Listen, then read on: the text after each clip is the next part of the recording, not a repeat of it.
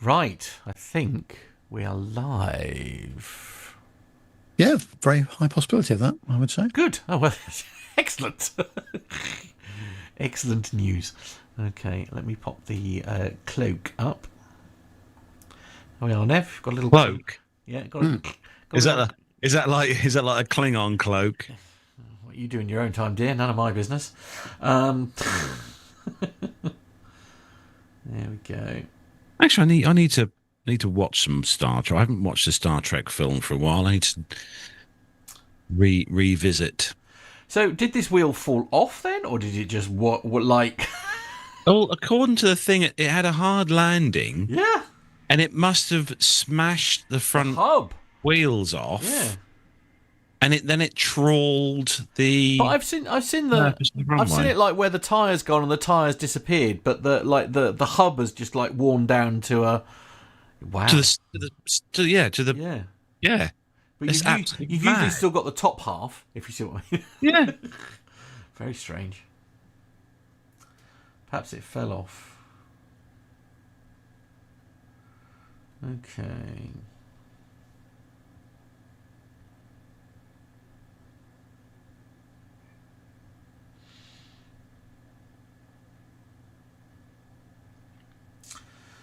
Wow.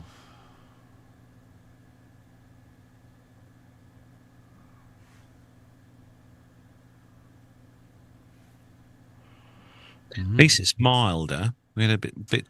For now, yeah, absolutely. Although I have had the heated seat on in the car this week. Yeah, but you have any excuse and you have that, like, you know. No, I pulled my bloody back on Monday, so okay. It does help. Right. Definitely helps, and it feels nice. I do love it. Yeah, the one on my car, it's got 3 settings, and it's different to the Focus, because this one is number 1 setting is really quite hot. Oh. Number 2 is that's far too hot, and number 3 is molten lava. Is there a fire extinguisher available? Wow. They must have picked the same ones as Kia then, Nev, because Gemma's car is exactly the same. Well, I think mine must have been destined for the Scandinavian market, where you've got temperatures of -20 typically. You know, I'm gonna age myself terribly with this one. We've recently invested in electric blankets, ones that you can have on when you sleep. Nice. Yeah, and that is very nice. I have to say, like during the winter and stuff, just to be all snuggly and it's the future, Nev. I've tried it and I like it. I like it.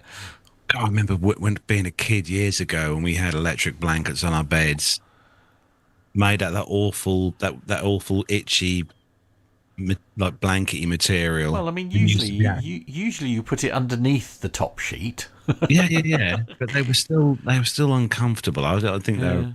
You could feel the little elements inside there. Well, you still can with the modern ones. It's just the modern ones are much lower voltage, so they're not dangerous, if you see what I mean. Yeah. I remember it used to be nice to get in the bed with a heated blanket. Yeah. Darren Smith says, "Get a high tog duvet." Does the same. Well, yeah. Well, no, there's something about the underneath, though, isn't there? Yeah, I got that. Yeah. I sleep next to a radiator every night. It's called Gemma. Oh dear. She runs at about 7,000 degrees Celsius. I swear. And most people would quite happily swap places. So let's not be mean. But she'll have a blanket on top of the duvet as well. Anyway, here we go. Good luck, everyone. 7, 6, 5, 4, 3.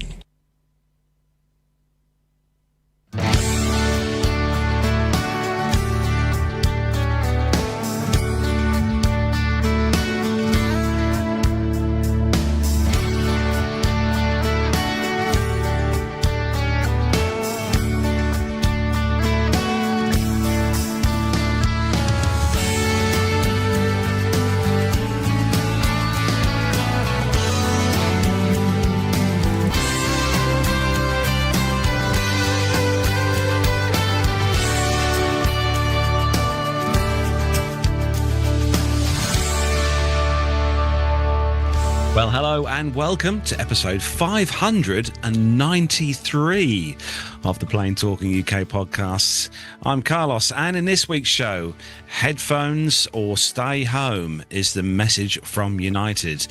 BA separate Club World into another level, and a follow-up on the SAS taxiway takeoff from last month. So, joining me this week across the glorious sunny countryside, I'm pleased to say, this week, well, today anyway, is of course our connoisseur of all things Seat 1A and BA, it's Neville Bones. Yes, the weather has perked up quite nicely, actually, although I think we're going to have a bit of a shock tomorrow when it all goes wrong again. But no, all good here. Thank you very much. Been very busy with 600th show preparations and writing things I'd never thought I'd have to write ever again, which is the health and safety risk assessment for the 600th show and the method statement. There's another 4-page document for that as well. So that was all good. But no, it's all going very nicely. Thank you very much. And yeah, looking forward to another fantastic Wednesday of aviation news. Now, I know how you feel, Nev. I remember looking in my book when I joined the company that I currently work for and took over the warehouse, and there's a A4 ring binder with risk assessments in for every aspect of the job that I do. And I may have read them, or probably not, but yeah, I feel your pain, Nev. Well, yeah, and of course there's things like public liability insurance and all the rest of it to think about as well. So we're doing all of that, obviously. We're ticking all the boxes to make sure that the venue are happy with us. And they are, so far. So, yeah, all good. Thank you very much. 600 is just around the corner as well, which is scary, honestly.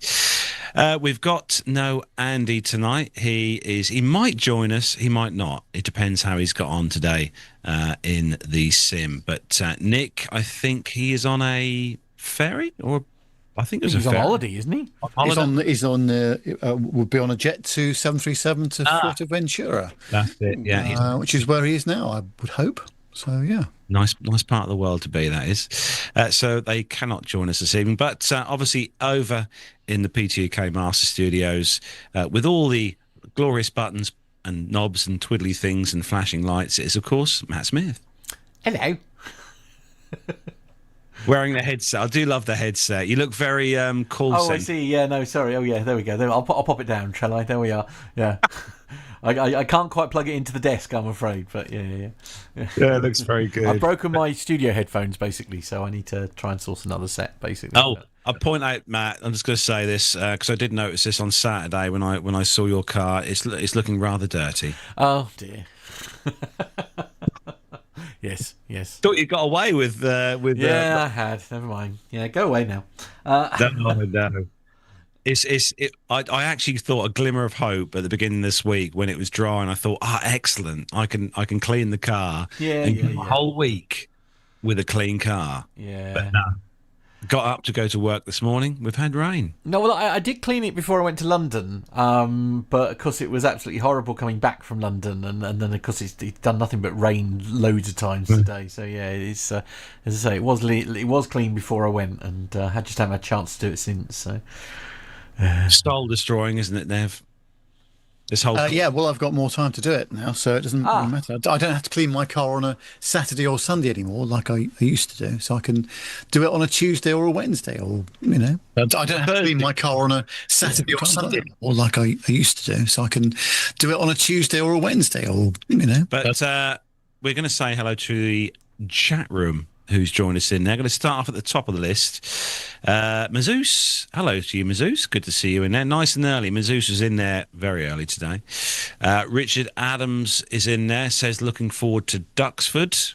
Good. We've got John Falk. He says evening all, time flies, and here we are again. I know it. Fly past the weeks. Tanya says hello. She is coming to Duxford as well. Good to see that. Sturman's in there. Hello, Garth. Good to see you in the chat room. Bill's in there. Good evening, afternoon, all the above, etc. Hello to you, Bill. Darren Smith is in the chat room. And hello to you as well. Masha, hello. Good to see you in there. Who else we got? And make sure I don't miss anyone out. Oh, Sturman's having a chat in there. Washing man car on Tuesday. Okay, excellent. So thank you to everyone who's joined us in the chat room tonight. Good to see you all in there. Don't forget, if you're listening to us as an audio show, we are live on YouTube on a Wednesday night, 7 o'clock. Don't forget to look for us on YouTube, Plain Talking UK. Hit the subscribe button and also that bell icon to have us ping your smart device when Matt is hitting the live button.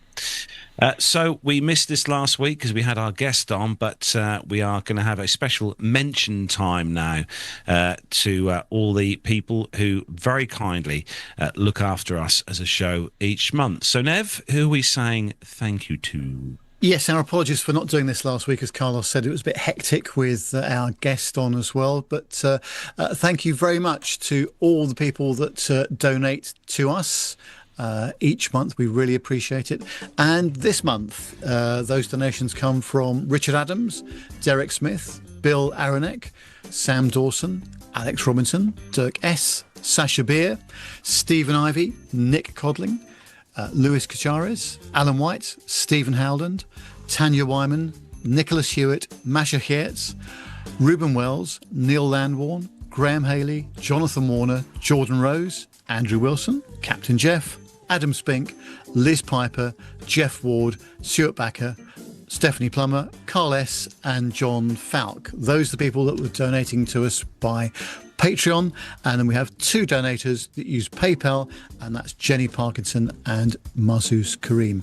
Thank you to all of you for your very superb and generous donations. Once again, each month, as you know, it does cost us some money to run the whole show, and those very generous donations really do help us. And Richard Adams has pointed out in the chat room that we no 70s specialist music for the Patreon this week. Well, perhaps we'll save something like that for the 600th. The 600th show, yes. Yeah, that could be the intro music. I strongly disagree. There is very much some music playing in the background. Oh, apparently there is music. Need to turn the volume up there, Mr. Adams. But as Nev was saying, thank you again to everyone who looks after us each month and helps keep us going. And like I said, we are looking forward to seeing some of you in the chat room over at Duxford for our big show coming up soon. More info on that later on in the show. Right, we have got lots of news to get through this week. We've also got the results of our Caption This Just for Fun, which we've got on our Facebook page, the special picture there. And we've got two retro airline ads of the week this week. We're going to be heading back a little, not so far as we normally do, but quite far, and also back to the 80s as well. So if all the team's ready, shall we do some commercial news? Yes, let's do it. The captain has turned on the seatbelt light. Please take your seats and fasten your seatbelts.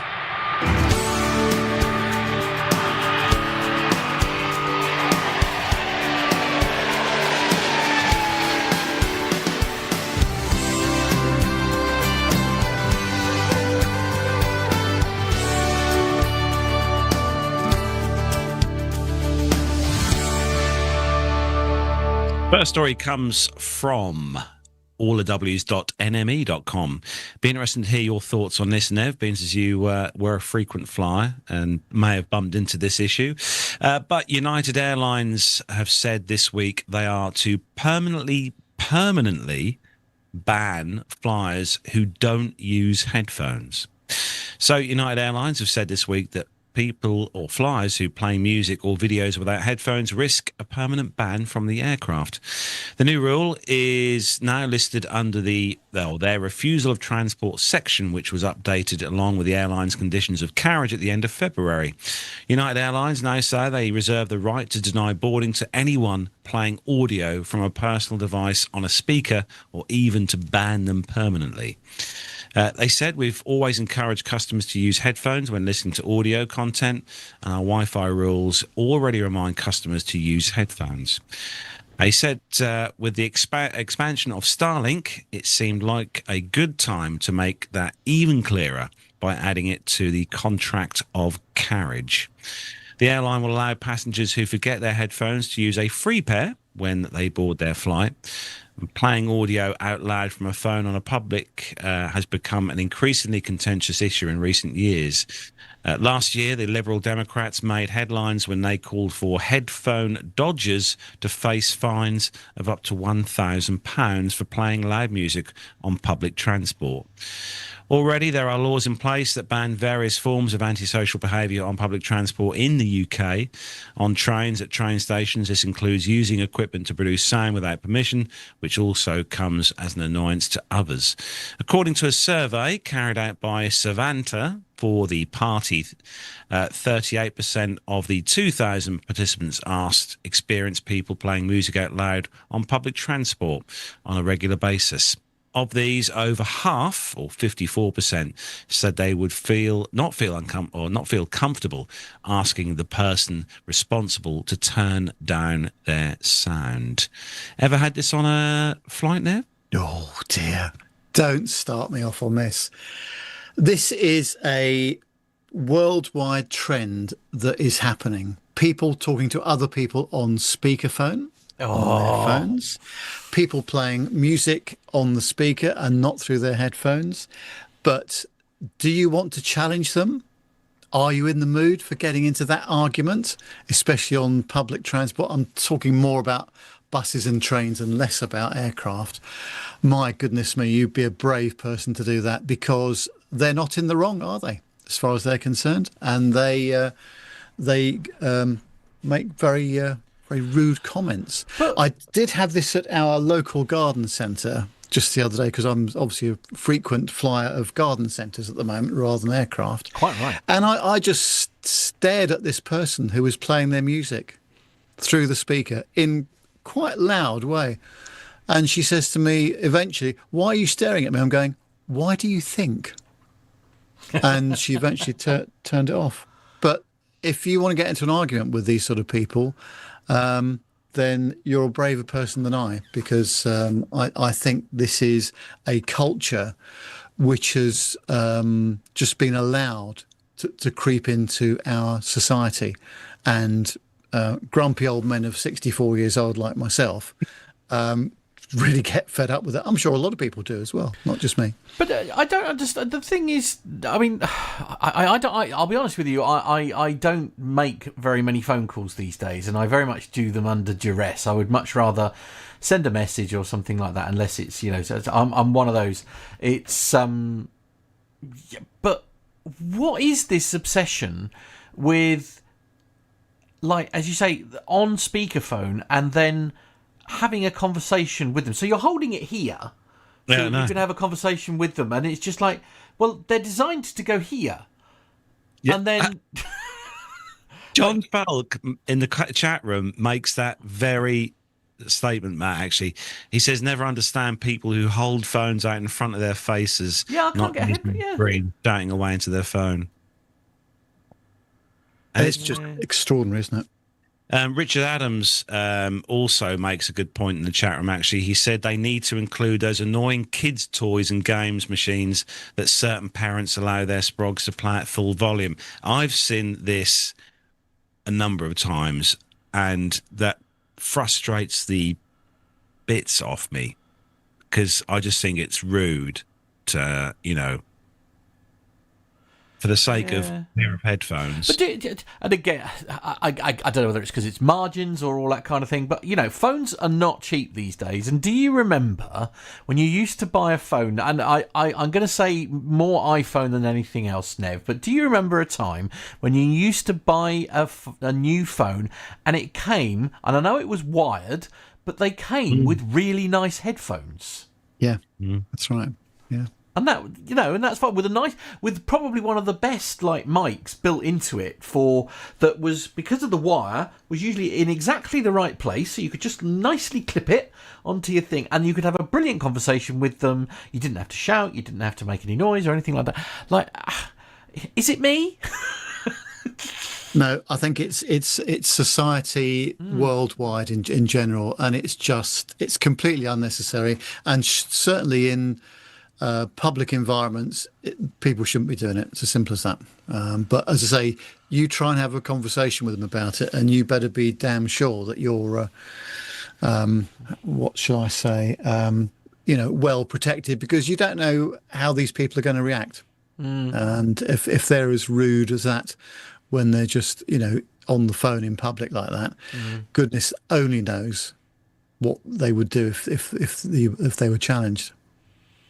Wow. I think yeah. with some of the headphones you can get nowadays to use with your phone, you can get some really good quality headphones nowadays with built-in microphones that you can use. Yeah, I've not had a lot of luck with. In fact, the only cheap set of headphones that has ever really, really worked for me were the ones that you found. That's what I use mine Yeah. for at home. Yeah, they're really good, but not had a lot of luck other than that with those. Right, moving on to the next story. And Nev, it's a BA story. And good news if you're travelling in business class on the 380. Yeah, it's on aerospaceglobalnews.com, and it tells us that British Airways' long-awaited new Airbus A380 cabins will feature 110 business class seats, more than any other aircraft flying. The airline inadvertently published the seat map on its soon-to-be reconfigured super jumbos on its website last week. Whether it was an IT snafu or clever guerrilla marketing strategy is anybody's guess. But whilst the errant seat map has since been taken down, it was up long enough for many industry watchers to take note of major changes to capacity and the location of passenger accommodation. The BA A380 refurbishment programme is set to begin in the second quarter of this year. So that's coming up now. The refitted A380 will be equipped with club suites, which are already flying on the airline's long-haul fleet, including the Airbus A350s and Boeing 777s, as well as many of its Boeing 787 Dreamliners. These suites are built on the Collins Elevation seat platform and customised, including a privacy screen door and acoustic lining to dampen cabin noise. Centre suites have a sliding divider screen between them, providing privacy for solo travellers whilst also allowing couples to share the space. One of the most important changes BA has made to the A380 cabin is increasing the number of premium seats at the expense of overall aircraft capacity. So BA will dedicate the entire upper deck of its Super Jumbo to its Club World business class seats, with 110 in all. On the main deck, the airline will have 12 new first class suites, 84 premium economy seats and 215 economy seats. That brings the total seating capacity of the 380 to 421, down from the current 469, which includes 14 first class seats, 97 business, 55 premium economy and 303 economy class seats. Interestingly, BA has reallocated the aircraft cabin footprint at both ends of the seating spectrum, reducing 2 first class suites and 88 economy class seats to make room for a greater number of revenue generating premium economy and business class passengers, which is what we were talking about last week on the show with James, in fact. BA's current A380 cabin already leads the industry in business class capacity, with 97 Club World seats across the 2 decks. Just for comparison, most of Emirates variants have 76 business class seats. The high-density 2-class A380 currently flying has 58. The newly configured high-density A380 will have 3 classes, including premium economy and 76 business class seats. Etihad's 380s have 70 business class seats. Lufthansa's have 78, although the recently announced cabin reconfiguration will reduce these to 68. Singapore's 380s have 78 business class seats, and Qantas's have 70 business class seats. Qantas also has Qantas Airways A380s have 48 business class seats. Adding 13 more seats in Club World reflects the airline's focused strategy on attracting corporate flyers, and its additional 29 premium economy seats will appeal to corporate flyers with travel budget constraints and leisure flyers who want a bit more comfort on long-haul flights without paying too high a fare. Well, that all makes a lot of sense, I think, and it's about time, because the A380 is lagging seriously behind the rest of the fleet with its cabin upgrades. So it's good to see that BA are biting the bullet finally on that, because they needed to. It looks amazing. I was going to say, Matt, the seats look really nice. Blooming gorgeous. Yeah. Yeah, and the thing, this I think is my favourite picture. This one here, and there's something about the little to the left hand side there, the little like light area, and then just the emblem being sort of backlit there. I just think that looks really quite stylish. Really love that. Really do. Do you think this is a good move by BA, Nev?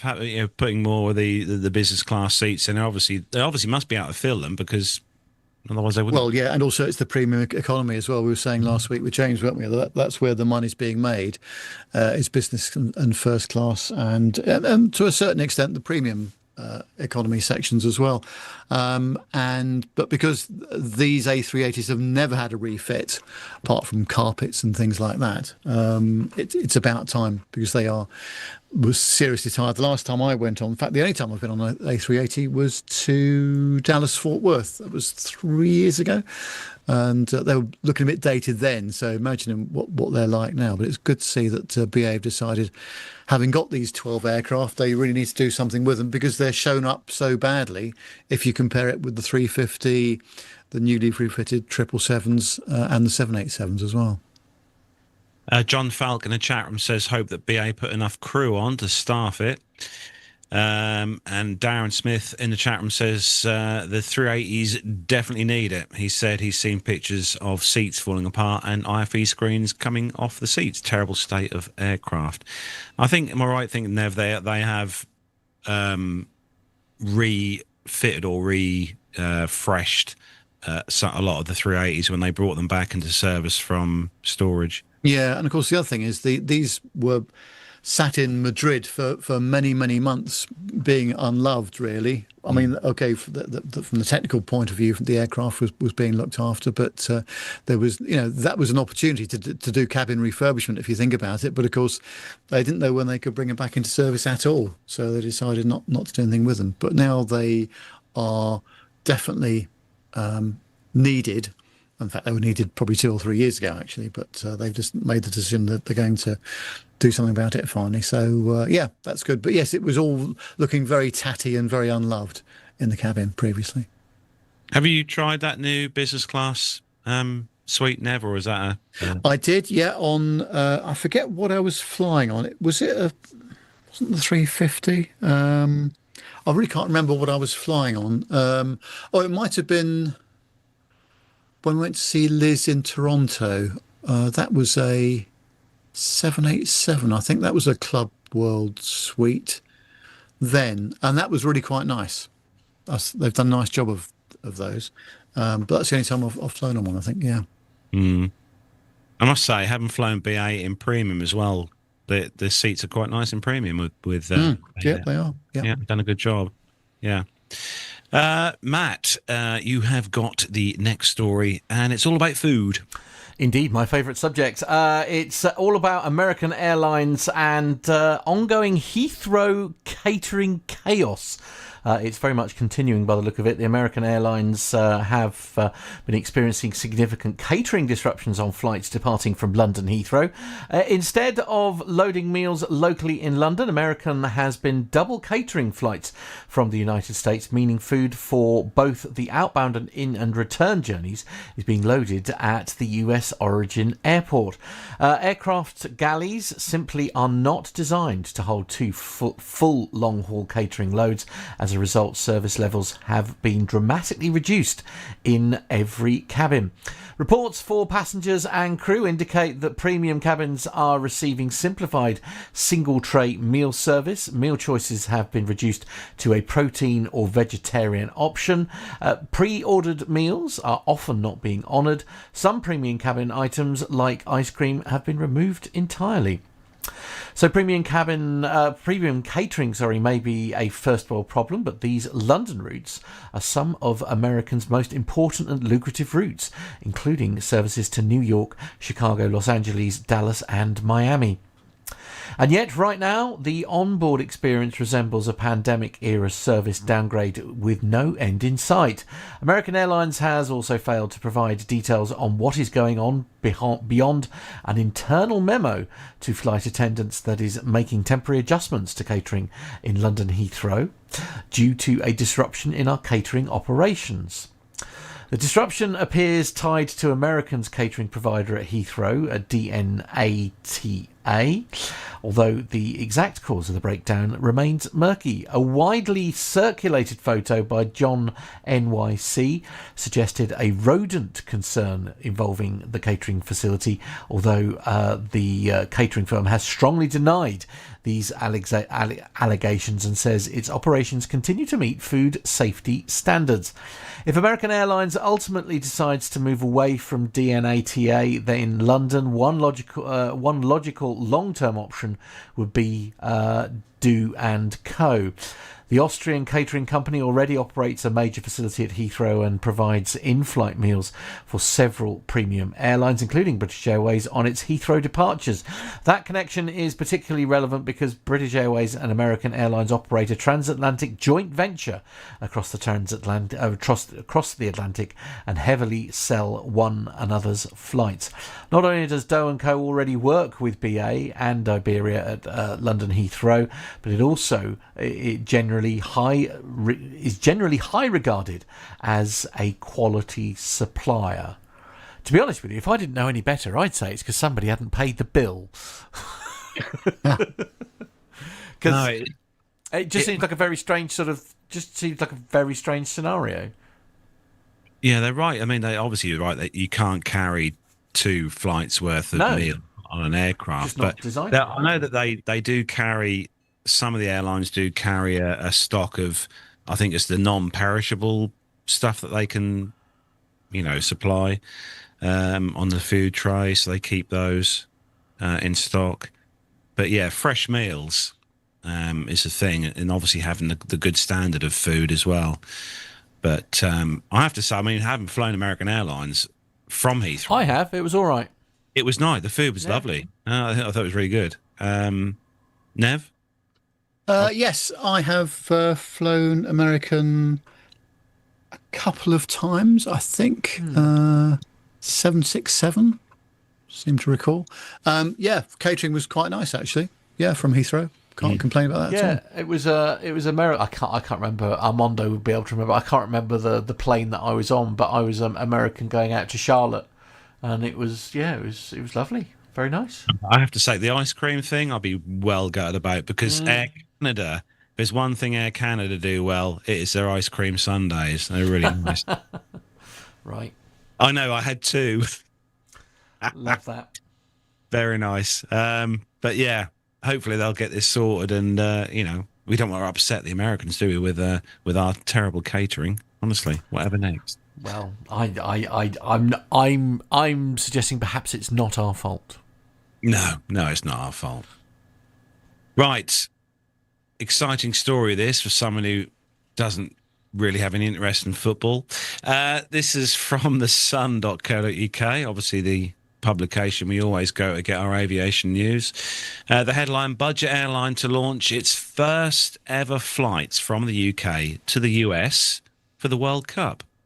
There we go. If you live in the UK, want to go and watch the World Cup. Wizz Air has been given approval to launch its first flights from the UK to the US. The budget airline's first transatlantic route will allow Brits to travel to America for the World Cup. Wizz Air confirmed this week that despite giving the permits to be able to fly between the UK and the US, there were no plans for regular commercial flights. Instead, it will operate chartered flights for both football teams and supporters to be able to fly to the US during the World Cup season. Yvonne Monahan, managing director of Wizz Air, said it was a proud and exciting day. They added that receiving the approval to operate between the UK and the US is a huge milestone for the company. It opens the door to incredible opportunities, particularly for the European football teams and supporters travelling across the Atlantic this summer. She said, we're already ready to deliver exceptional charter experiences and bring fans closer to the action in the US. The charter packages hope to offer flights for both large groups and individual travellers. They added that we're excited to welcome passengers on board and to celebrate this new chapter as we expand our reach across the Atlantic. Brits can now book charter flights, which are now available on the website, and Wizz Air has never operated transatlantic routes, although it does have some long flight options the other way. So there we go. If you're looking to travel to the US for the World Cup this year, you could now travel with Wizz Air. I can't say I'll be jumping to book one of these flights myself, but there we go. They haven't said where they're going to fly into, though, have they? No. No, good point. Where is the World Cup this year anyway? Just out of interest. In America, but it's yes, all over. I can't remember. It's in various cities, isn't it? Yeah, But, and Mexico as well, isn't it? I think it's going yes, to the border there. So it is. Yeah. So perhaps Armando will be heading to the football then. Ooh. Sorry, soccer. It's not soccer. Yeah. Get it right. Right, Nev, you have got the next story, and as it's it's women in aviation time. Yeah, it's on Forbes.com, this one, and it says that United Airlines will celebrate 100 years of service in April, but it has another milestone to celebrate for women in aviation. In a video posted to Instagram Sunday, the airline shared the story of a Boeing 787 captain, Treston Wilson, who this year will become the first woman to hold the top seniority position amongst the airline's 18,000 pilots. In the video, she's introduced to a gate area full of passengers waiting to board one of the airline's flights to Melbourne by the flight's first officer, Laurie McGibney. Female aviators have been a small part of United's pilot roster since the airline hired its first woman pilot in 1978, but they have slowly grown in the airline's ranks. Holding the number one seniority position means that Wilson has been at United the longest.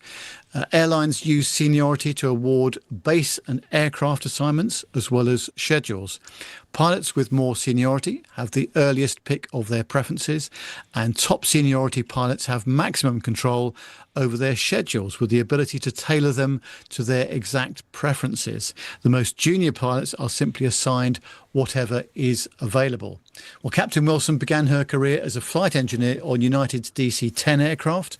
Over the years, she served as a first officer on the Boeing 737, 747, 757 and 767, and as a captain on the Boeing 737, Airbus A320, 747 and Boeing 777 before taking on her current aircraft, the Boeing 787. That's quite a list, isn't it? She said, when I was 12, my mum and I were driving by United's Flight Training Centre in Denver, and I looked at her and said, I'm going to be there someday, she says in the video. There was no woman airline pilots when I was 12, but that was my focus, and I made that happen. In the video, you will soon see that Captain Wilson acknowledges that she was entering a male-dominated role, and decades later, that largely remained true. As of 2024, 7.5% of United's pilots are women, and that's one of the higher percentages for a US airline. In 2025, the Bureau of Labour Statistics reported that 93% of all aircraft pilots in the US were men. United hired its first female pilot, Gail Gorski, in 1978, and she retired from United as a Boeing 747 captain. When it opened its proprietary flight school in Arizona in early 2022, 80% of the first class of pilots were women or people of colour, better than the airline's stated goal of ensuring half of the pilot candidates going through the programme belong to these groups. Whilst United has had female pilots continuously since 1978, this is the first time a woman has held the most senior ranking. The milestone is an elusive one, and not every pilot reaches it during their career. The FAA mandates that airline pilots retire at the age of 65, so a number of pilots reach the threshold before they can reach the top spot on the seniority list. Well, for Captain Wilson, the women in aviation, particularly those in United pilots' roles, were a source of inspiration. And she says, I need to give a shout out and a big thank you to the women who came before me, who broke through in this very male-dominated career and paved the way for me to be able to be here. Very true. Very true indeed. What a career as well. Yeah, phenomenal track record on the various types of aircraft that she was flying on. Yeah. Flight engineer on a DC-10. I mean, awesome. And then 7.4, 7.5, 7.3, 7.6. Absolutely incredible. What a career. And something to be known for, though, Nev, to be the number one senior pilot with an airline. Yeah, it must be. I was trying to imagine, because obviously I don't know, but we've had this a little bit in the industry that I've just left. It's a very male-dominated industry, and the industry people have tried really hard to get more people interested in becoming audiovisual professionals, which is obviously the profession I left. And they've had a moderate level of success with it, but it's taken such a long time. It's taken literally decades, I would say. And I think that aviation is even more challenging for so many different reasons. But it's good to see that the airlines are encouraging this, and that there is a way through, but there's a long way to go. That's the thing. That there's nowhere near parity yet at all in terms of the number of female pilots versus male pilots. Yeah, incredible. A nice video as well. If you get a chance to look on YouTube, Matt obviously played a video there, but you can watch it with the audio on YouTube as well. It's very interesting indeed. Matt, you have got the next story, and it's the first of these we've had this year. We're potentially losing an airline. Yeah, I mean, I guess it was. I suppose. I mean, it's tough in the markets and stuff anyway, isn't it, at the moment? And I guess airlines are going to be no different. An unusual story choice or story source, I should say, for this, which is the dailystar.co.uk. And the major airline shuts down as all flights cancelled and passengers left in limbo. A major airline has collapsed into administration after axing all commercial operations. Royal Air Philippines has scrapped every one of its commercial flights, leaving more than 3,500 passengers in limbo. Reports suggest that the Manila-based carrier's sudden shutdown has left approximately 3,000 to 4,000 travellers with bookings from January through March scrambling for refunds and alternative travel arrangements. The airline's website states that we are working on providing refunds and hope to resume flights at an unspecified date in the future. Thank you for your patience and understanding. We eagerly anticipate welcoming you aboard soon. Royal Air's Chief Executive Eduardo Navales has already flagged struggling demand weeks beforehand.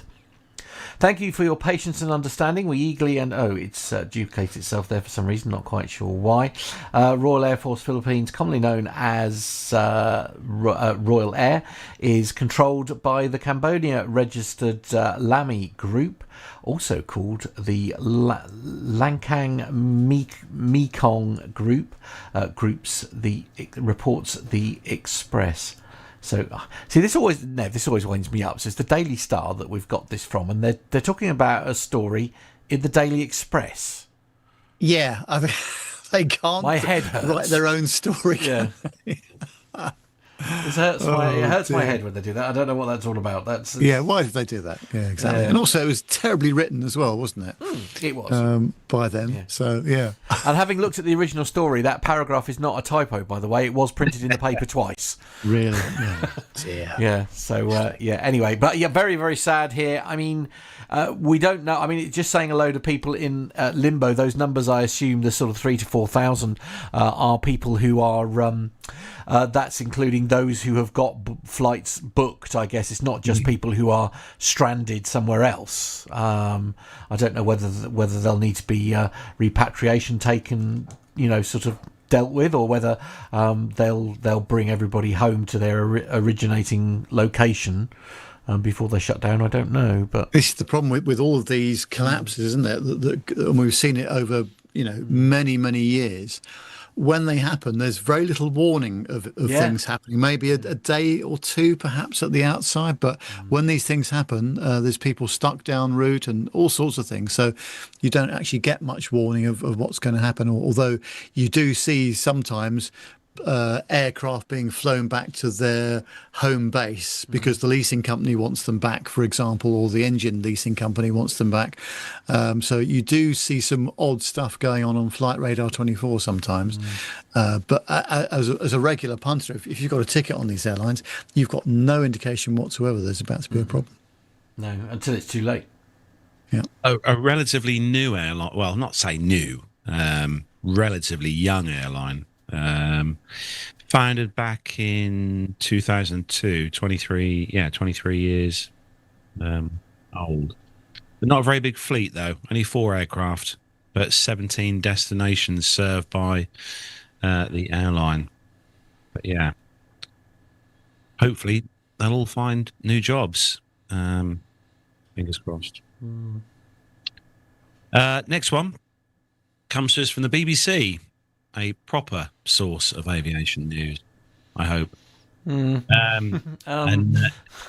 Nev's got a bit of a follow-up on this a little bit later as well. But the headline is surge in jet fuel prices could push up airfares, analysts warn.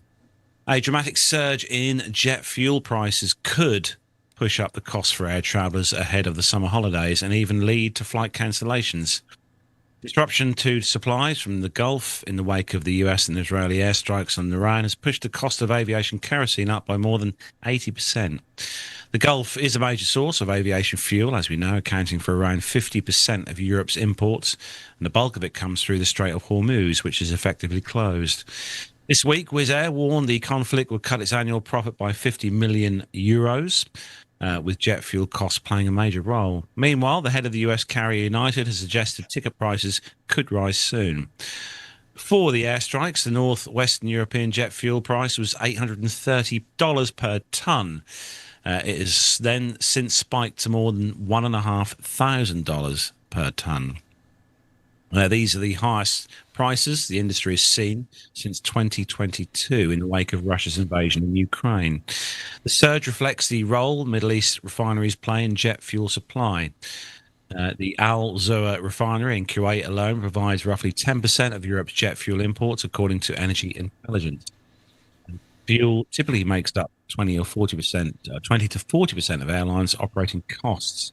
Many airlines do use financial directives to secure supplies at fixed or capped prices months or even years in advance, a process known, as we all know here on the show, as hedging. Amongst those who are known to have done so are British Airways, Virgin Atlantic, EasyJet, and Ryanair. However, a large number of US carriers have historically preferred not to and could be exposed to short-term price increases. The story does go on a fair amount, but yeah, it'll be interesting to look at a comparison between the cost of a flight booked a few months ago as opposed to the flight cost of a flight booked now with the same airline. In fact, I might do that and see if it has changed for Ryanair. But yeah, it was inevitable it was going to happen. For those of you who live in the UK and rely on heating kerosene oil for heating fuel, like myself, will know that the price of that has doubled in the last 2 weeks, literally. But I just wonder, is it a good time for me to talk about the incoming email that the comment that I got today, actually, from one of my former customers, actually, Barry. You may know that every year or every February, the big industry event called Integrated Systems Europe is in Barcelona.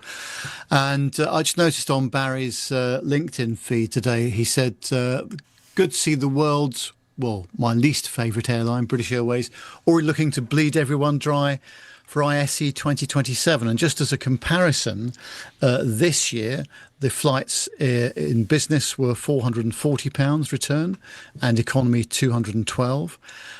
For a 2027 airfare, so that's going to be February of next year, his flight in business would be £1,207 in business and 661 in economy. Same flights, same dates, same departure points, same airline. Now, there's some serious issues going on here because as far as I'm aware, BA would have hedged that fuel anything up to a year ago. in terms of actually paying for it. Now, the issue is probably going to be, have they got access to it in the next few months? But honestly, those sorts of price increases, I think they'd be hard to justify that, I've got to say. And I think that's just taking the mickey a little bit with such huge price rises when they've already bought the fuel, bought and paid for it. But whether there becomes an issue of absolute supply or not, I don't know. I think not, but they're obviously getting ahead of the game by the sounds of things. So yeah, it's pretty bad, isn't it? It's a you know, like we're talking about prices in 2027. We're not that far into March, and I fully accept that I'm the last person on this particular panel who knows anything about aircraft and all that kind of thing. But we don't know what the situation is going to be in 2027 at this point. So it might be that the prices are cheap, like the fuel might have gone back down. There might be like fuel relief or whatever that's going to bring those prices down. Because I know there's work going on behind the scenes, certainly in government at the moment, where they're looking to try and sort of control so that you and I at the pumps, for example, are not having to pay like massively over the odds. So they're trying to sort of control that. I presume there'll be similar steering groups and things trying to do something same for the aviation industry in general. I just, as you say, it's just like we don't, unless it's just something. And if they haven't got access to it, do you think surely they would say, Nev, because it like justifies the reason why they've got to put it up. Well, the thing is, Matt, that of course the currency of all this is US dollars, so it's also highly dependent on currency exchange rates and this kind of thing. But I wonder if you get an email from BA at the start of next year to say, "Oh, don't worry, folks, we've managed to secure the fuel at a better price. So here's a $40 or $50 refund on your ticket." I don't think so. And the other thing that I think that the industry has now fixed, but hadn't up until reasonably recently, is that the airlines were able to ask you for more money if the price of fuel had gone up. Now, there's a certain margin for some wriggle room there, I think. But, you can imagine if Carlos is going on holiday to Malta and Ryanair said to him, "Oh, thanks for your business, Carlos. We'd like another £40 off you each way because of the situation in getting fuel supply." Yeah. So, yeah, and I think that there might still be a clause in your contract which allows the airlines to do that. But I think with social media as it is and other methods of communication, that would be a very bad thing to do, I would say. I have just run a quick price on Ryanair's website to see what the price is for the return flights when we come back from Malta in June. Do you know what? Bizarrely enough, it's 23 quid cheaper. Honestly, 23 quid cheaper. Interesting. Yeah. I mean, we mock the likes of Ryanair and all that kind of thing, and EasyJet sometimes for, their and Jet too, to be fair. But the one thing that they are fairly consistent on is their prices don't really change much, do they? And they'll always find a way of making it cheaper and or more affordable. Yeah, it is interesting that I've just run that, but that is, like I said, that's for the Malta to Norwich flight. It'd be interesting to see if it was changed for the initial flight out there, which is from Stansted to Malta. But I would have thought it's probably going to be around about the same. I reckon, probably not a lot of difference, but yeah. Micah in a chat room is saying that apparently US airlines have not been hedging fuel, so prices will increase rapidly. He says, although Delta Airlines owns its own refinery. Oh. Yeah. That's not such a silly idea, is it? Yeah. There we go. So the idea is just to get this blooming war finished and let's get back to normality somehow. Nev, next story for you, and it's all about ADSB. Yeah, now normally the acronyms are reserved for the military, but on this occasion, this story has loads of them in a civil aviation story. So bear with me. Is all I can say. This is on flyer.co.uk. It says, in its strongest signal yet, if you'll pardon the pun, the UK Civil Aviation Authority has implied that ADS-B electronic conspicuity will become mandatory for most aircraft operating in UK lower airspace. The direction of travel emerges from the regulator's newly published consultation response, CAP 3217, which outlines how electronic visibility will underpin future airspace integration between manned aircraft and drones. The document summarises more than 800 responses to the CAA's consultation on its initial technical concept of operations for electronic conspicuity. Are you still with me? Whilst the regulator has not yet introduced a formal mandate, the policy framework described makes it clear that ADS-B is expected to become the common electronic visibility standard across UK airspace. Well, electronic conspicuity allows aircraft to broadcast their position electronically so that other aircraft, ground systems and unmanned aircraft can detect them. The CAA sees EC as a key tool for improving situational awareness, reducing the risk of mid-air collisions and enabling the safe integration of drones operating beyond visual line of sight, which is called BV loss. The UK currently has a mixed EC environment that includes ADS-B, FLARM, FLARM, and pilot aware. However, the consultation response indicates that ADS-B will be increasingly become the core technology for electronic visibility.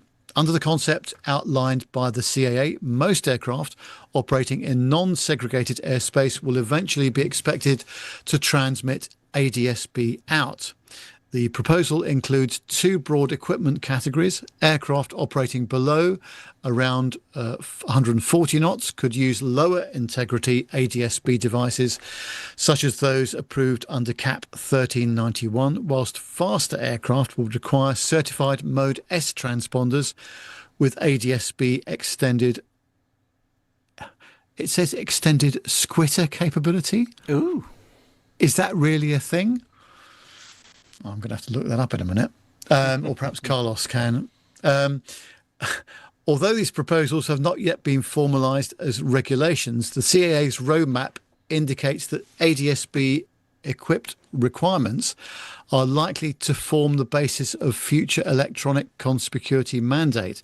Responses to the consultation reveal significant differences of opinion across the aviation community. Whilst many respondents acknowledge the potential safety benefits of EC, the proposed equipment requirements for slower aircraft attracting strong opposition. A large proportion of responses came from air sports pilots, particularly those flying paragliders, hang gliders and paramotors, who raised concerns about cost, weight, power requirements and practicality. Other respondents questioned whether the speed-based thresholds proposed in the concept is appropriate and argue that unmanned aircraft operators should bear more responsibility for detecting manned traffic. Despite these concerns, there was broad support for the principle that drones operating BV loss should transmit electronic conspicuity signals and be capable of receiving signals from other aircraft. The consultation response makes clear that a major driver behind EC development is the anticipated growth of drone operators in UK airspace. BV loss drone operations cannot rely on traditional see and avoid techniques used by pilots. Instead, electronic detection of other aircraft is expected to form a key part of detect and avoid systems that will allow unmanned aircraft to integrate safely alongside manned aviation. Well, to help manage spectrum congestion, a CAA proposes that the BVLOS drones broadcast ADS-B signals on 978 megahertz whilst manned aircraft would typically continue using 1090 megahertz. Automatic Dependent Surveillance Broadcast, or ADSB, is a precise satellite-based surveillance system. ADSB out uses GPS technology to determine an aircraft's location, airspeed and other data, and broadcast that information to a network of ground station, which relays the data to air traffic control displays and to nearby aircraft equipped to receive the data via ADSB in. The CA also indicated that airborne EC devices may eventually be supported by ground infrastructure capable of enhancing traffic awareness and enabling wider traffic management services, particularly for unmanned aircraft systems.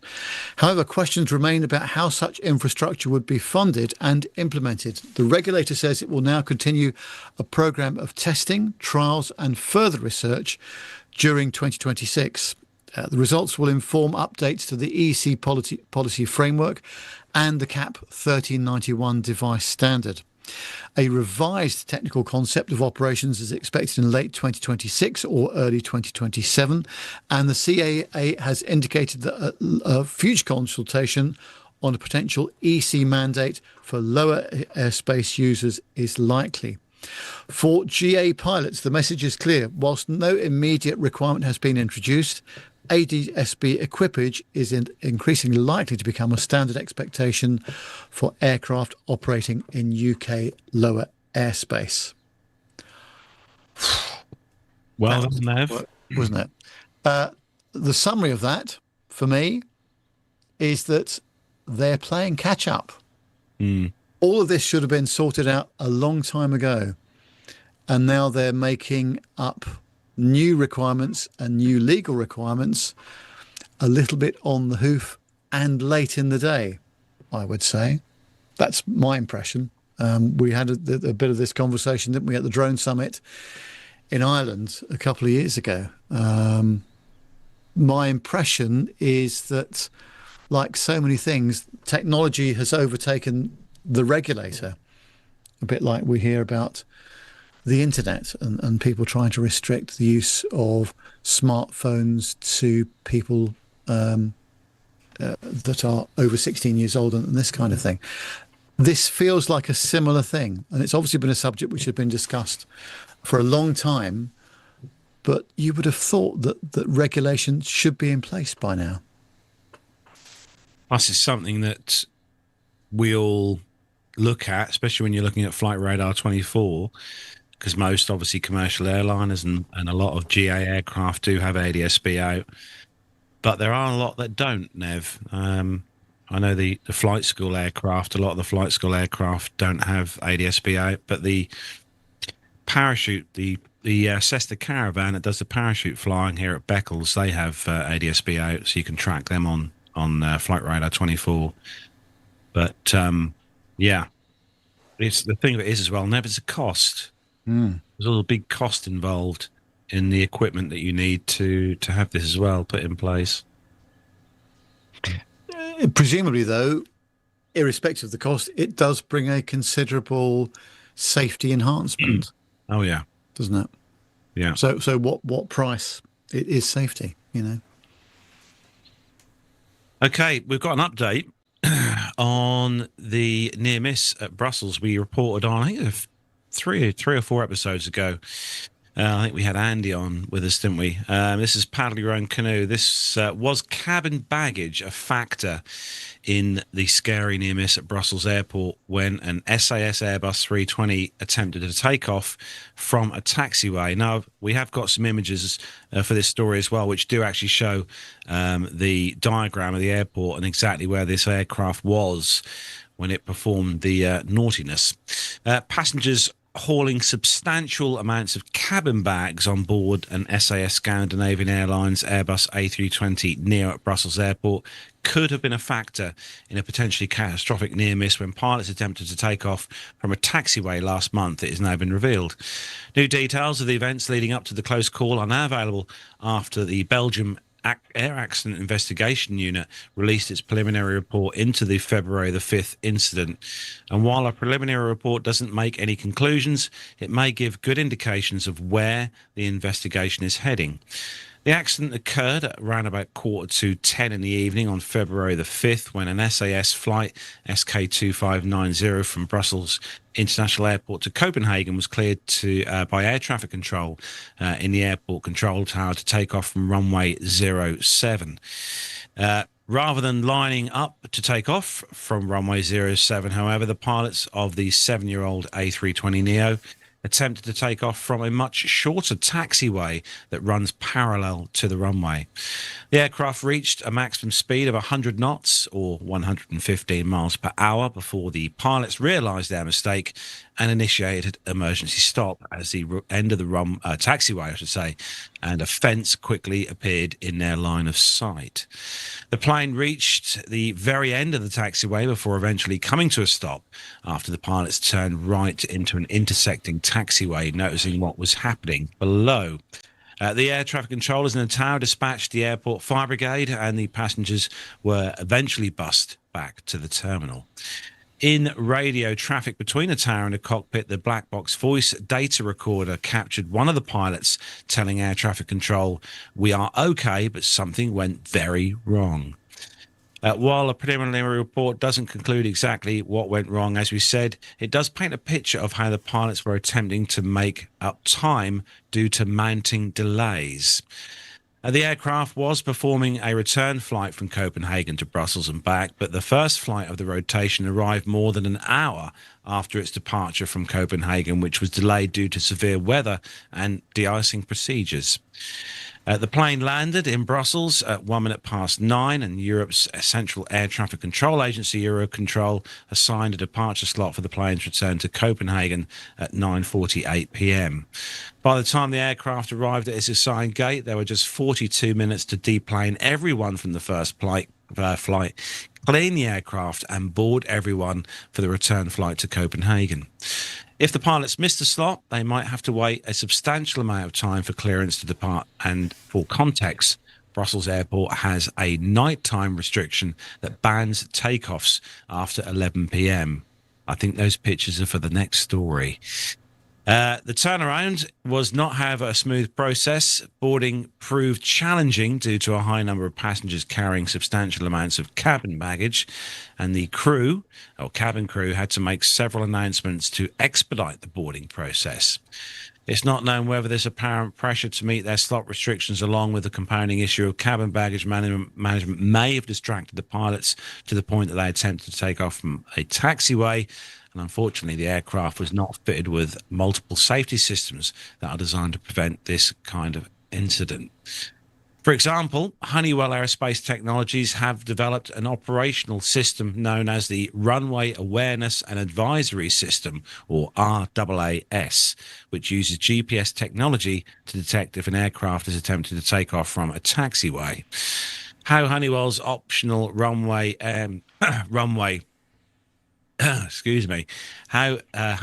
runway technology. Oh, here's the OneNote is just skipped for some reason. No, if the speed of the aircraft reaches 40 knots, the aircraft system blares out on taxiway, alerting the pilots of the error before the airplane reaches a dangerous speed. I've seen this in operation actually on YouTube videos. It's quite a good little system as well. Alerts the pilots to if they're on the wrong place. Although I'm quite right in thinking, I think the lot of the newer aircraft, I know the 380s do, and I'm pretty sure the 350s do as well, and the Dreamliners have that GPS-based mapping system in front of the flight and on the flight deck that shows an overlay of the airport ground, so they can see where they are. Yeah, Andy was saying last week, wasn't he, that the RAS system, the Runway Awareness and Advisory System, that is actually an optional fit on the A320. It's not a standard fit. And this is, again, another accident that nearly happened, was caused by the holes in the Swiss cheese lining up. Now, where you've got sort of airport restrictions and slot restrictions and that kind of thing, I can imagine the temptation to rush things. But SAS is a very professional airline. They've been doing it a long time. That their training is extremely good, I would imagine. And there is a world of difference between a taxiway and a runway in terms of lighting and many different things, let alone the width that you've got available as well of what you think is the runway, but it turns out to be the taxiway. So it's obviously it's just an interim report so far. But if this takeoff was rushed because of trying to turn the aircraft around quickly and get back out again, then that's a no-no. You know, you just got to, as Andy has said so many times, you just got to slow the whole process down. And if they run out of hours, they run out of hours. It's as simple as that. Safety is everything in these matters. I'll tell you what, I've seen this happen a few times, you know, this year when I've been back, you know, been out to Dublin and that, where people boarding the aircraft seem to take forever and people faffed with their luggage, putting in the overhead bins. And I think all the flights I've took this year, the crew have had to come over the PA and tell passengers to hurry up and put their stuff away, because people do tend to, I don't know, Nev, I don't know what it's like with you, but they do tend to of course I'm in the grumpy old man yeah in my life now, so I don't tolerate anything like that whatsoever. Yeah, they do. They take ages. I don't know why it's so difficult to put your luggage in the overhead locker and take your seat, but apparently it is in some cases. yeah I'd be interested. I can't wait to see the final report on this, to see what has gone on. And thank goodness there wasn't an accident, so they can interview the two pilots concerned. You know, but this was a big moment. That let's face it, doing 100 knots down a taxiway is a lot. You're straight away into the high speed phase of the takeoff roll. So that's, you know, it's a big moment. And as Andy was saying the other week, you know, the surfaces that you've got available to you on the taxiway are not the same grooved surfaces that are on the runway. So thank goodness they were able to stop it in time. But yeah, it just doesn't bear thinking about, does it?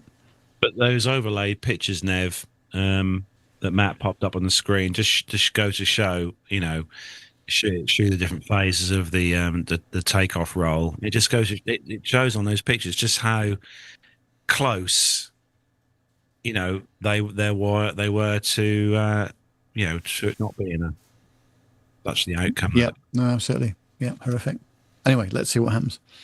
Now, next story. Nev, this one's for you, and obviously, Nev, you are a connoisseur of flying in the best seats, and I have to say, this aircraft, apart from the fact it's got a rather large range, does look quite nice. It does, doesn't it? It's on flightglobal.com, and it says that Dassault Aviation yesterday unveiled its Falcon 10X large cabin business jet, bringing the program one step closer to a first flight Dassault that said could happen this year. The French manufacturer revealed the jet during an event at its Bordeaux Mérignac production site, with more than 400 people attending, including customers and suppliers, it says. The Falcon 10X introduces the largest, most comfortable and most versatile cabin ever designed in a purpose-built business jet, Dassault adds. The Falcon 10X is Dassault's answer to ultra-long-range business jets introduced by competitors in recent years, and these include Gulfstream's G700 and G800, and Bombardier's Global 7,500 and 8,000 aircraft. Once certified, which is expected for next year, the Falcon 10X will take over as Dassault's flagship from the 6X, an aircraft that entered service in late 2023. The objective is to allow passengers to experience time on board the aircraft as just another part of their everyday life, not as a long interval between origin and destination, so they arrive feeling refreshed and at their very best, says Dassault Chief Executive Eric Trappier. The Falcon's 10X all-composite wing, a first for business aviation, according to Dassault, supports the aircraft's large cabin whilst maintaining the agility and runway flexibility that Falcon aircraft are known for. Well, powered by twin 18,000-pound thrust Rolls-Royce Pearl 10X turbofans, the Falcon 10X will be capable of flying at Mach 0.925. A Mach 0.85 cruise will give it a 7,500 nautical mile range, enough to fly from New York to Shanghai, Los Angeles to Sydney, or Sao Paulo to Dubai. The Falcon's 10X cabin measures 2.77 meters wide, 2 meters high, and 16.4 meters long, excluding the cockpit and baggage compartment, and give it a 78.7 cubic meter of cabin volume, the largest cabin interior of any purpose-built business jet, Dassault says. The Falcon 10X will cruise up to 51,000 feet. Whilst flying at 41,000 feet, its cabin will be pressurized to the equivalent of 3,000 feet altitude. That is incredible, isn't it? So the passengers on there will feel very relaxed with that low cabin altitude at that height. It doesn't say what the cabin altitude will be at flight level 510, but at 410 it'll be a cabin altitude of 3,000 feet, which is mighty comfortable, I would say. Now, Nev, how's the Bounds credit card looking? Well, it used to be quite reasonable, but now I'm no longer working. I've got a very reduced credit limit on it. But Okay. what do you got in mind? Well, so if you wanted to go out now today and purchase the Dassault Falcon 10X, the base price of this, Nev, is starting off with the standard version at $75 million. If you want to customize this with a nice interior, like Matt has shown on the screen a minute ago, the price could rise up to around $90 million. Now, operating costs, Nev, if you were going to go and take this across to probably Jersey, probably the best idea. But if you wanted to go and take this out for a flight, Nev, the operating costs are roughly $9,500 per hour, which is your fuel, maintenance, and crew. Yeah, I like the sound of all of that if somebody else is paying for it, I must say. But if you think about it, $75 million, that's the equivalent of a cost of an A320, isn't it? Roughly. That's what an A320 costs these days. If you look at the size of that, the Falcon 10X, it's not far off the size of a kind of regional jet, commercial. Yeah, absolutely. Yeah. So, what do you think, Matt? You got a spare 75 mil lying down the back of the? You already know the answer to that. Oh, you've already spent it. Yeah. Oh, okay. Yeah, absolutely. Yeah. I spent it propping up a radio station, but we'll gloss over that and move on. Didn't someone win 90 million or something on the Euro Millions? I assumed it'd be one of your relatives because it usually is. Yeah, well, yeah. Less said about that, the better. Can you imagine if you won that though? You'd be able to afford this. Well, yeah, true. You could buy this jet. Would I spend it on something like that though? The answer is probably not. But you could buy this jet and still have money in the bank to probably fly it for 10 minutes? half an hour. Yeah, so honestly, the figures are absolutely incredible. Do you know what I would rather do? I would much rather keep that money and make regular trips to Charlotte and then go for flights with Armando. Yeah, so fly over there in business class, and then if I wanted to do some like nice little GA flying, I would charter Armando and his little plane and go somewhere nice with that. I'd much rather do that than have to try and work out all of, like the running costs of it. Nah, you're right. Thanks. Oh, apparently, Matt, we're corrected. Richard Adams in the chat room says apparently in the UK, someone won 180 million. Well, there we are. Well, there you go. You can go out and buy one of these and happily run it for a week now. A week. Honestly, it is an awesome bit of kit though. It does look stunning. What a jet, though. Yeah, executive aviation is my idea of heaven. Absolutely brilliant. Either operating the aircraft or being a passenger on one. Be fantastic, wouldn't it? If anyone listening does own a business jet and would like the team to come on board and give you a review, our thoughts, and please do get in touch with us. Details at the end of the show. We'll be happy to fly on board, including Matt. Hello. Yes. Right. It's time for the exciting part of the show, Nev, for some people. Yes, actually from the modern day, going back now. First up this week, we head back to, just 20 years, in fact, to the US. But do you recognise the guy in the taxi? And then we rewind back to 1989 and to an airline that offers you a super deal. And is that a Boeing 747 SP at the end? You be the judge.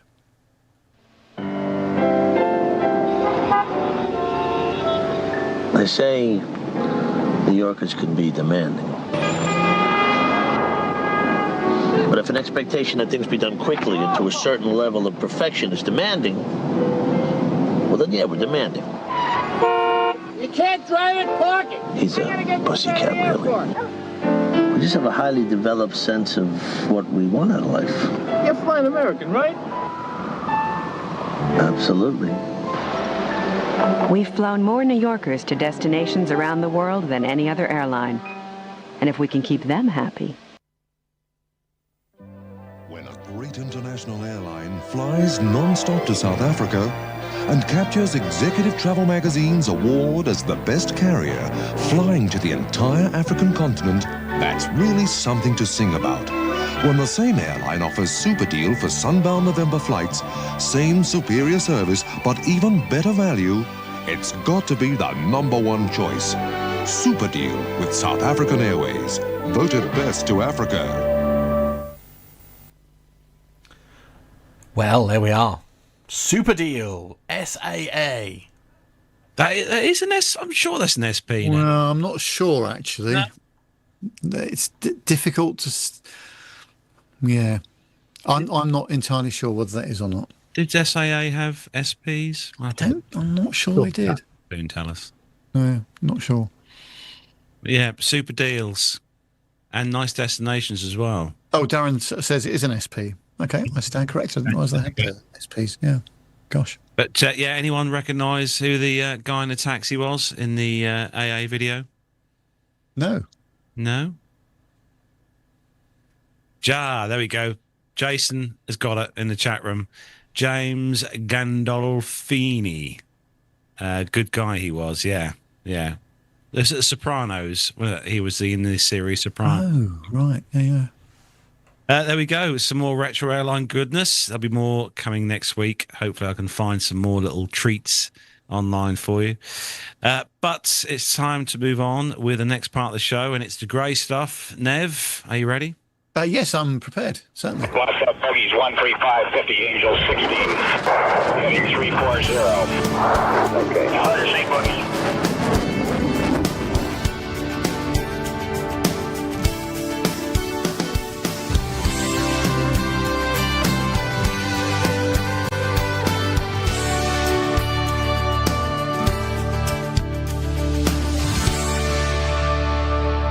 And this comes to us from allthews.raf.mod.uk. Now, Matt, I don't know whether you were at home this afternoon at around about 5 p.m, but we had one of these giving us an air display over Bungie.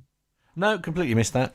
Oh, I only knew because I heard the Merlin engine. I love a Merlin. This year marks the 90 years since the first flight of the Supermarine Spitfire. To celebrate this milestone, the Royal Air Force and the Battle of Britain Memorial Flight, or the BBMF, as we all know, are collaborating with industry partner Spitfires.com to honour the anniversary of this iconic aircraft. A two-seater Spitfire painted to replicate the original K5054 prototype will embark on a historic tour of the UK with Spitfires.com, offering the public the unique opportunity to fly as a passenger.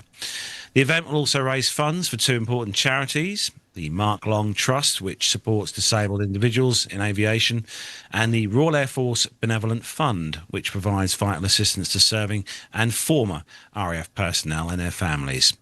On the 5th of March 1936, Captain Joseph Mutt Summers piloted the first Supermarine Spitfire prototype K5054 from Easterly Aerodrome, what is now Southampton International Airport. After just 8 minutes in the air, he famously declared, "Don't change a thing." 90 years later, the historic moment will be commemorated with 9 special flights across the UK. Starting on Tuesday, the 7th of April this year, 9 flights are scheduled to commemorate 90 years of the Spitfire, with the event totaling approximately 15 flying hours. For the first flight, the Spitfire will take off from Southampton International Airport, the site of its first ever flight. During each flight, the Spitfire will visit historic locations across the UK that are connected to its legacy. The BBMF, which operates 5 Spitfires of its own, will join K5054 in the air during the first commemorative flight before escorting it to its first landing location at RAF Coningsby, the home of the BBMF. Throughout the remaining commemorative flights, the modern Royal Air Force assets will also join the Spitfire prior to the aircraft's arrival at each subsequent landing location. And these flights will showcase the evolution of RAF aircraft over the years, set against the backdrop of the nation's most iconic fighter aircraft. So, for those of you in the UK, the commemorative flights will visit the following locations. Southampton, RAF Coningsby. Royal Air Force Coningsby RAF Lucas to RAF Lossiemouth, RAF Lossiemouth to Prestwick, Prestwick to RAF Valley then to MOD St Athan, MOD St Athan to RAF St Morgan in Newquay, and then RAF St Morgan to Exeter, and then from Exeter back to Southampton. Unfortunately, nowhere near us, Matt, which is a shame, but you never know. We always get left out here on the east of East Anglia. But what a thing, 90 years, absolutely incredible. And as I found out this afternoon, you just can't beat the sound of a Rolls-Royce Merlin engine. Yeah. No, it's phenomenal, isn't it? And hard to believe as well that it's 90 years too, isn't it? Absolutely amazing. Yeah. Yeah. Yeah. Nev, you've got news on the aircraft that are flying at RIAT this year. Yes, it's all about RIAT, and it's on airshows.org.uk, and it's less than 6 months until RAF Fairford is transformed into a world famous aviation showcase, unless it's being used for other things, of course. And event organisers have announced the first participating aircraft. Finnish Air Force F-18 is the first aircraft to be confirmed for this year's flying display, where the show will be highlighting the aircraft used throughout the last century for air-to-air combat and modern fighter aircraft used across the globe under its fighter meet theme. In addition, 2026 also marks 30 years since royal status was granted to the event, and in recognition of this, the Aviation Showcase will have a sub-theme of Royal Flight, which will be marked with a gathering of aircraft for VIP transportation.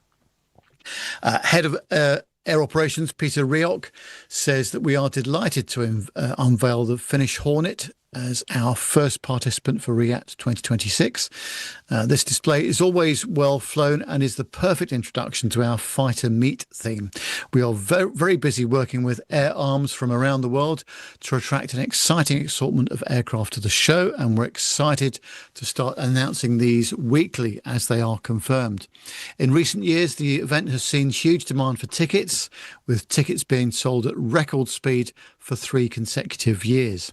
This year, the event has already sold over 70,000 tickets, and all proceeds are donated to its parent charity, the Royal Air Force Charitable Trust, which aims to inspire young people and RAF personnel to reach their full potential in STEM, air and space. Head of Charity Development Hannah Langford said that every ticket purchased for RIAT plays a direct and powerful role in shaping young futures. Thanks to this support, we're able to fund inspiring STEM experiences and skill development that opens doors for young people aged 5 to 25, especially to those who may never otherwise see themselves in air, space or technology.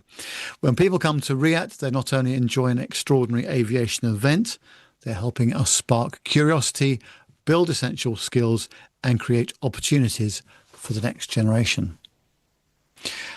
Yes. Well, so it's Nev, a bit expensive for us to go, isn't it? I was just going to say, Nev, I know obviously you're a big fan of the grey stuff. And if you want to take Mrs. Nev to go and watch the aircraft with you as well, as I'm sure she'd love to go, how much are you going to pay, Nev, for 2 tickets? Do you want to know? Oh, I would have thought £30 each, something like that. So for you and Mrs. Nev to go to RIAT this year, for 2 tickets to admission on Saturday, it will cost you, with the fees, £161.75. Ouch. Can you imagine a family of 4 going? And the cost associated with that. Now, I know that, you know, a lot of the money is going to the charitable trust and all the rest of it, but boy, that's a big number now, isn't it?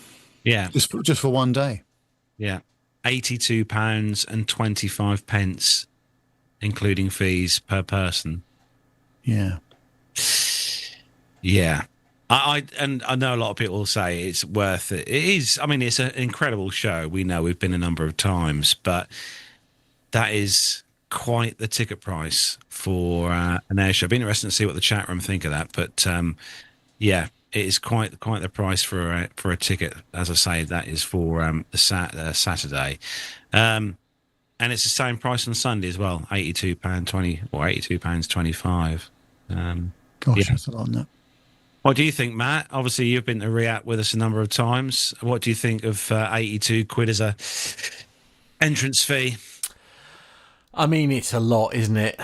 It is a lot. It is. I think probably the reason why people will still keep going, though, is I do still think it is probably the best air show out there.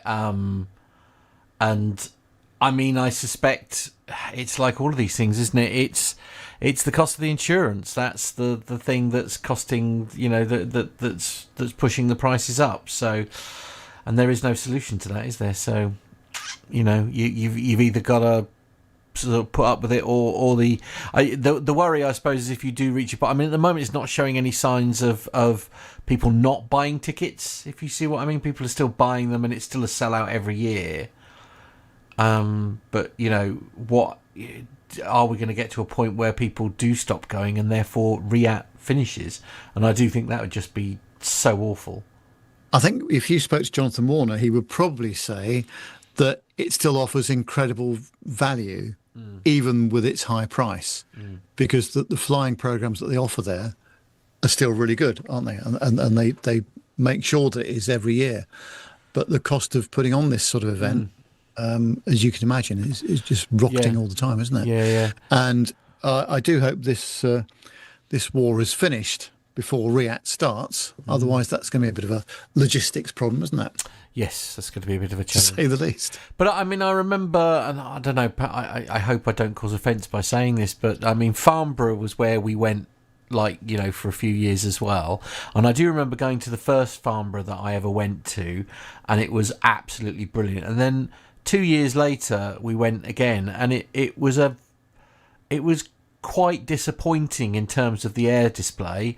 And then the following 2 years, so then, you know, the following 2 years later, they'd scrapped the air display bit, which you know, and it's essentially now just a trade show, which is, you know, there's a place for that as well. But, you know, I mean, obviously we all have very fond memories of our time in the media centre at Farnborough. We had some great time. Exactly. You know, out of this world they were, you know. So it is really sad that, you know, that this is sort of happening. But then we used to have some great times at RIAT as well. Yeah. We really did. You know. Right. Before we spend any more money. It's back. caption this just for fun. Our pick of the week. Been on our Facebook page. An interesting picture this week. Be interesting to see what you think of this picture, Matt. Matt's going to pop the picture up on the screen, hopefully. We've had some comments on the picture on our Facebook page. Have you had a look at the picture, Nev, as well? Yes, I have. It's a bit saucy, isn't it? If you don't mind me saying so. For the benefit of the listeners, Matt, what is going on here? Well, it looks like I think in the car world we'd call it a cut and shut, wouldn't we? That's probably the best way to describe it. It's an unusual marriage, let's put it that way. It's one thing for sure. This aircraft would struggle to go anywhere. Yes, indeed. Well, if nothing else, nobody can see where they're going. Well, we have had some comments on Facebook, and kicking off things. Mazouz says the cost-saving measure to outsource aircraft assembly manuals to IKEA seemed like a good idea at the time. Dirk says double bummer. Oh dear. Oh dear. I'm afraid I'm having trouble getting it up. Getting it up? No. That escalated quickly. Anyway, Indeed. Darren Smith says that I'm an EasyJet. That is why I am with Ryan Darling. Not entirely dissimilar to what I just said. Kevin William Lerman says, not what they meant by head-on competition. Well, quite, yes. Bill says, from a confused Nev, I can't find seat 1A. Well, quite. Yeah. Indeed. The merger, this is Sandra Fogarty, says the merger between Ryanair and EasyJet was getting a little awkward. Yeah. Mazouz comes back with a great one here. Thank you, Mazouz. I know you're in the chat room. Says, Gemma finally forces Carlos to get rid of all the parts he's collected over the years. Jason Trussell says, finally, as the merger between EasyJet and Ryanair comes together, passengers are complaining about not knowing if they're coming or going. Oh. A Ryanair spokesman said the new arrangement saves on pilots' wages and will help keep airfares lower. Oh, indeed. What we'd like to hear. Orcs. Excellent. Orcs. Right, I'm just looking at the chat room to see what Mark Priestley says. Joint venture to cut costs. Yes. Would we be cutting carbon footprints by doing this, just out of interest? Richard Adams says just the usual level of pushing and shoving you'd expect with these two airlines. True that. I'm not even going to say what Sturman just put in the chat room. Oh dear. Is it not family friendly? Politically, it could be a little bit. Okay, moving on. Yeah. Main man Micah, Uncle Micah says Dr. Doolittle would call it a push me pull you. Richard Adams says forget single pilots ops. Now we have zero pilot ops. Well, there you are. Darren Smith says the new stand sharing scheme is finally introduced at Stansted. Very good, very good. And Sturman comes back with a slightly more family-friendly comment of Chuckle Brothers to me, to you. Now we're talking. Yeah. Excellent. Of course, sadly, these days it's just to me, isn't it? But anyway, there we go. I mean, can you imagine the control issues with this aircraft, Nev? It would be... Yeah. Phenomenal. Why are you even entertaining that question? I mean, the rudder input alone would be incredible. Honestly. Right. Anyway, moving on to the next part of the show. Well, hopefully, I have got another picture saved up ready for next week, so I'll get that on our socials this week. So thanks to everyone who commented on that. Nev, 600 show. Yes, been very busy this week, as I've said earlier, doing risk assessments, method statements, all the sort of corporate stuff that you have to do these days for public events. I think they're happy with what I've sent them. So that's all good. I've been doing lots of menu selections this week for people, and just making sure that they've got what they've ordered and that kind of thing. If you're listening and you're signed up to our WhatsApp group for this event, I'll be sending out some more information in the next couple of weeks. But just to let you know, we've had a couple of people sadly drop out because of work commitments. So we do have a couple of spaces available still at the moment. The date is Friday the 26th of May. And it's going to be at the Imperial War Museum, Duxford, at the Airside Suite.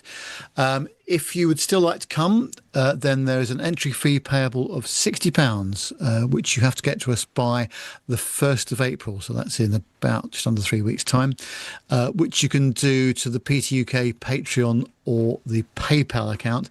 Details for those are on the Support Us tab on the front page of our website. I've managed to negotiate a 2-hour admission to the museum starting at 10 o'clock in the morning, which is fantastic. Very pleased about that.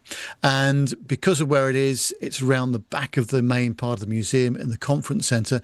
We've got free dedicated on-site parking for our guests as well. During the day, there'll be tea and coffee breaks. Lunch is also included. And also around that area, there's plenty of reasonably priced accommodation, actually, to Duxford. Where most people are staying is at the B&B Hotel, Cambridge South. That's formerly known as the Duxford Hotel, Cambridge South. It's just a 3-minute drive from the Imperial War Museum.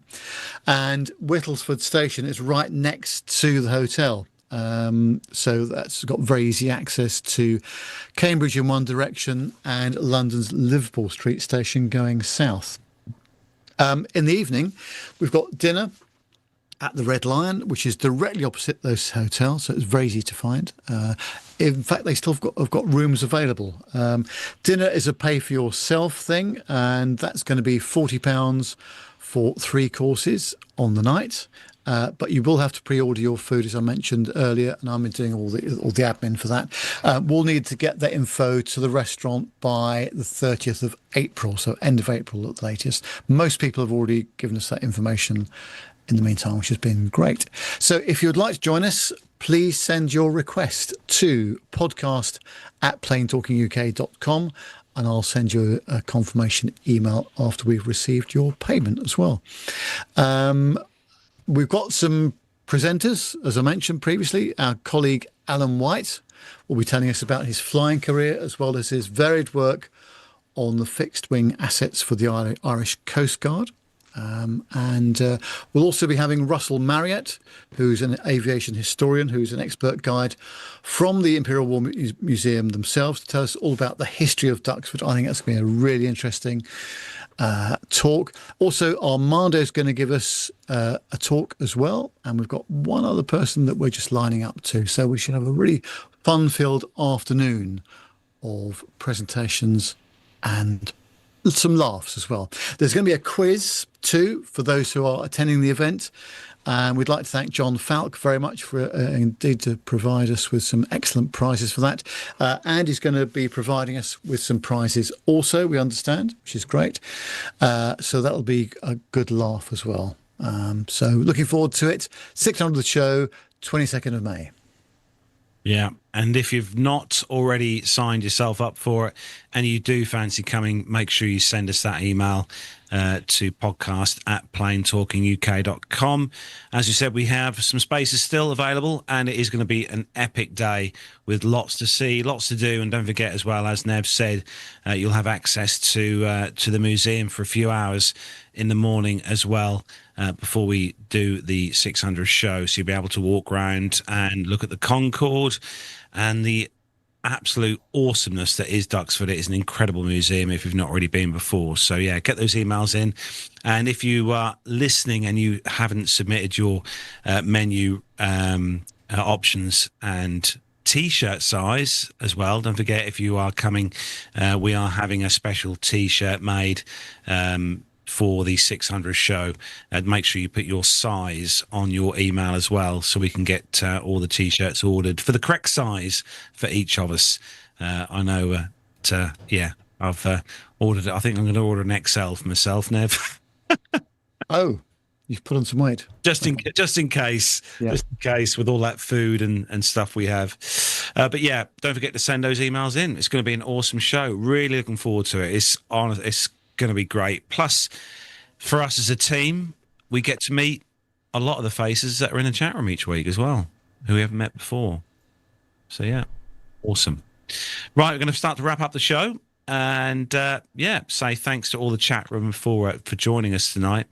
And in case you're listening as an audio listener, Nev, where can people find out more about us online? Yes, on the socials, Facebook, X, Instagram or LinkedIn. Just search those platforms for Plain Talking UK. You can email the show, as I mentioned, podcast@plaintalkinguk.com, and the WhatsApp number, +44 7446 975 214. We always look forward to reading your comments and sharing your pictures as well. Don't forget we're on YouTube as well, so you'll get notifications when we go live if you click the subscribe and the thumbs up like button, and you can shape the conversation of the show by joining us in the chat room, as many people have done. Just go to youtube.com and search for Plain Talking UK. As you know, it does cost us some money to run the whole thing, literally. So those people that have been very generous in supporting us on Patreon and PayPal, and you too can do that just by going to the Support Us tab on the website, www.plaintalkinguk.com. Thank you very much indeed for those people that do support us. Yes, thank you very much. We do very much appreciate it. Well, that is where we're going to wrap up the show. Going to say thanks to the team, as always, tonight. Thanks to Nick as well. He's not with us, but Nick done a lot of the show notes this week as well. So thanks to you, Nick. Thanks, Nev. And, of course, thanks to Matt Smith for being in the Master Suite Studios tonight. Thank you very much indeed. We'll be back next week for episode 594. Blimey. It's coming around for quick. 6 weeks, essentially. Yeah. So, don't forget to tune in next week, 7 o'clock here on YouTube. And thanks to everyone as well. Don't forget who downloads the show as an audio podcast each week. Thank you very much for downloading us. We really do appreciate you. So that's it from me, Carlos, here in the home studio, from Nev in his home studio, and from Matt in the Master Suite Studios. Have a great rest of the week. Enjoy yourselves. Take care. And we'll see you all next week. Say goodbye, Nev. Yeah, take care, folks. Mind you go. Bye for now.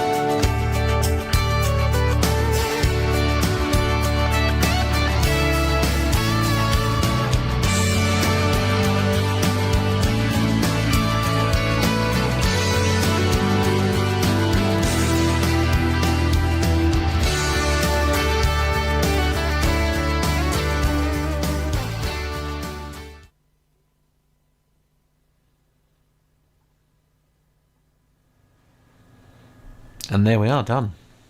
Awesome. Well done, everyone. Indeed. Now, now that we have finished, the more astute of you among us may have noticed that it's a little bit more than 6 weeks to the 600 show. So we've got a handful of specials, basically. We've got a couple of special programs that we're going to be inserting in the run-up so that the 600th does fall on our 600 show, if that makes sense. So yeah.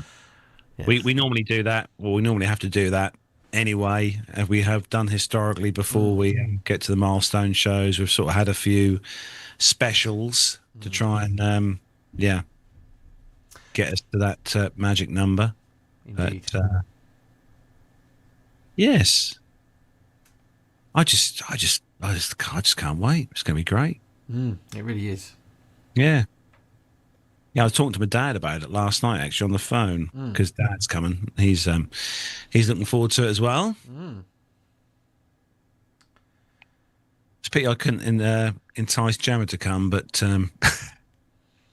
Oh, don't put the poor girl through that, for goodness sake. dear. I know. She's supposed to be the loved one in your life, dear. I don't think that's very fair.